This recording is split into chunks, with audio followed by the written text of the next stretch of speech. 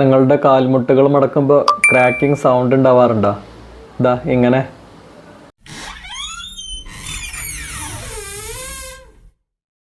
അങ്ങനെയാണെങ്കിൽ നിങ്ങൾ മുട്ടിനുള്ള ചെറിയ വ്യായാമങ്ങൾ ചെയ്തു തുടങ്ങുക.